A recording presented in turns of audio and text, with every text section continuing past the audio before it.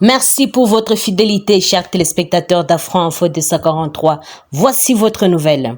Le vice-premier ministre de la Défense nationale et ancien combattant, Jean-Pierre Bemba Gombo, a reçu ce mardi 16 mai 2023 l'ambassadrice des États-Unis accréditée en République démocratique du Congo, Lucie Tamlin. Lors de cet entretien qui a tourné autour du respect des accords de Nairobi et de Luanda, la diplomate américaine a réitéré la position de la Maison-Blanche demandant à l'armée rwandaise de quitter les sols congolais et aux terroristes du 1-23 de reprendre ses positions d'avant sa résurgence l'an dernier. Je viens de m'entretenir avec son Excellence, Monsieur le ministre de la Défense, et nous avons parlé de la situation sécuritaire dans l'Est de la RDC. Et moi, j'ai renforcé le message des États-Unis pour qui c'est important de respecter les accords de Nairobi et de Luanda. Et nous tenons là-dessus. Et on va continuer notre diplomatie bilatérale, multilatérale, pour que ces accords puissent être respectés. Nous demandons à toutes les parties prenantes de respecter le fait de route des forces rwandaises de quitter les pays et aussi pour les terroristes du 1-23 de faire le recul vers le point indiqué dans l'accord de Luanda, a-t-il dit. Et notons qu'au cours de cette même journée, Jean-Pierre Bemba Gombo a reçu tour à tour les ambassadeurs du Kenya, George Massafu, et le Nord-Coréen Kim Myong-sik, tous deux accrédités en République démocratique du Congo. Si le premier cité a fait savoir à l'issue de l'audience lui accordée que son pays restera aux côtés de la RD Congo pour la pacification de sa partie Est, le second a émis le souhait de son pays de faire évoluer les relations bilatérales avec la République démocratique du Congo. Autre chose, 530 civils ont été tués dans les violences armées perpétrées par les miliciens dans les territoires de Djougou et Mahagi situés au nord de la ville de Bunia. Et cette statistique a été révélée à Bunia par le bureau provincial de la MONUSCO dans un point de presse animé par le chef du bureau de cette mission onusienne en Ituri. Ce nombre ajoute Soro Karana a été documenté durant 6 mois dans 2 territoires où les sites déplacés ont été également attaqués. À notre niveau, depuis le 1er décembre 2022 au 10 mai 2023, nous estimons autour de 530 personnes qui ont été tuées essentiellement dans le plus grand centre de gravité, c'est-à-dire Djougou, Mahagi, ce qui fait la moyenne de 100 personnes tuées par mois, a-t-il expliqué. Et dans cette séance, il a été question d'évaluer également les actions de cette mission onusienne menée et qui continue à affirmer qu'elle poursuit son appui pour la tenue des dialogues et la protection des civils dans la province. 4 personnes sont mortes lors d'une attaque attribuée aux miliciens Mai Mai contre une position militaire en commune de Kyondo dans les territoires de Beni au Nord Kivu la matinée de ce mercredi 17 mai. Les victimes sont notamment 2 soldats et 2 assaillants à bras-de-ton de l'armée congolaise. Les commandants de la 312e bataillon commando, les colonels Kake Sengo Yvon, affirment que l'ennemi a lancé l'assaut contre cette position militaire autour de 5 heures locales. S'en est suivi un échange de tirs, ce qui a causé la mort à 2 militaires des forces armées de la RDC, mais aussi il affirme en outre que 2 assaillants ont été tués par les forces loyalistes. C'était à 5h30 qu'on a été surpris par un groupe de Mai Mai. Ils étaient plus ou moins 60 à s'attaquer à notre position de Kyondo.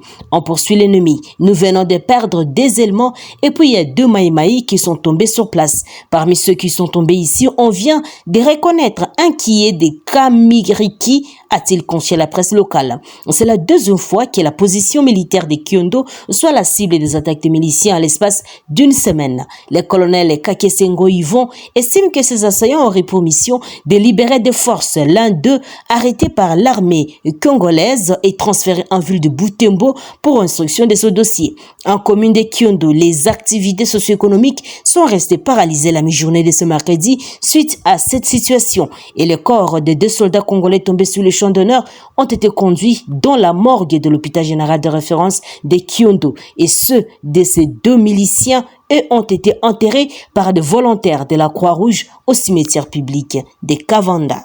Le gouvernement provincial du Kasaï central a annoncé le lundi 15 mai que désormais tout mineur qui sera trouvé par la police nationale congolaise en train de faire les commerces dans la ville de Kananga sera appréhendé. Le ministre provincial de l'Intérieur, Antoine Kanoulambi, a précisé que les enfants qui seront identifiés comme sans tuteur seront orientés dans un centre d'hébergement pour orphelins.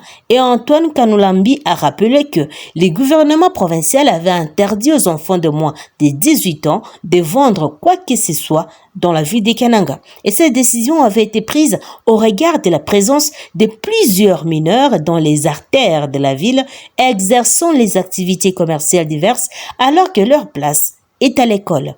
Le gouvernement provincial avait accordé un moratoire pour que ces enfants et leurs responsables se conforment à cette mesure. D'après le ministre provincial de l'Intérieur, Antoine Kanoulambi, le moratoire a expiré depuis le 1er avril.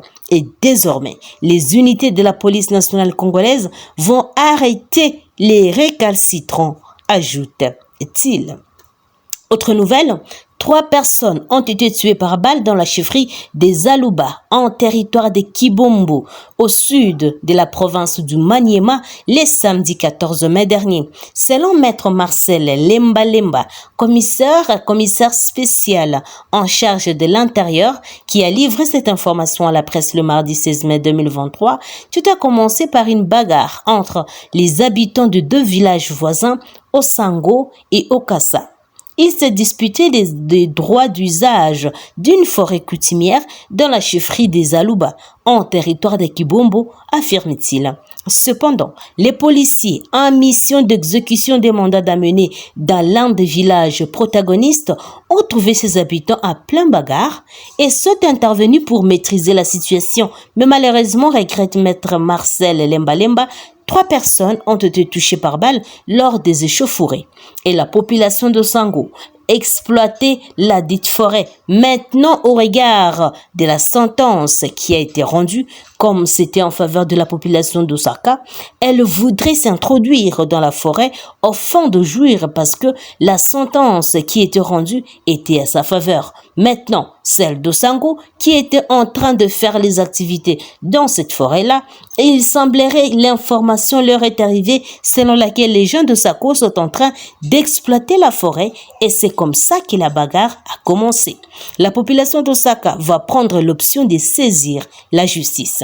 On a porté plainte devant le parquet général ici à Kindu et les éléments de la police nationale congolaise basés à Kibombo ont été commis pour cette fin. Et comme c'est là qu'ils ont été déployés sur terrain afin d'exécuter les dites mandats, a-t-il dit. Et par ailleurs, ajoute-t-il, comme il y a eu insuffisance des éléments de la police nationale congolaise à Kibombo Centre, il fallait organiser une expédition mixte. Police nationale congolaise et forces armées de la République démocratique du Congo.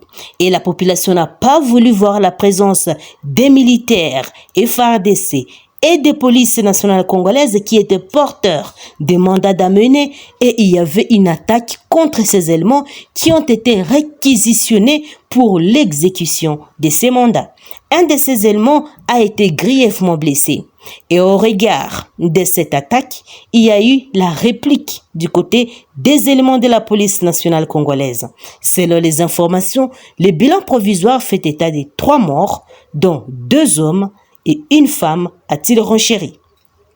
Pour rappel, en mai 2012, à la suite des conflits de pouvoir coutumier au village de Dembo, toujours dans les territoires de Kibombo, les policiers dépêchés dans cette contrée avaient commis de graves violations de droits de l'homme. Chers téléspectateurs d'Afro Info D43, merci pour votre fidélité et amour à notre chaîne Afro Info D43. Nous sommes arrivés à la fin de notre émission. Merci à vous de nous avoir suivis jusqu'à la fin. N'oubliez pas de vous abonner, n'oubliez pas d'aimer, de partager et de nous laisser un commentaire, mais aussi activer votre pouce bleu pour recevoir nos informations à temps réel. Je suis Santi Chisenga depuis la province de l'Ituri pour Afro Info D43. Portez-vous bien.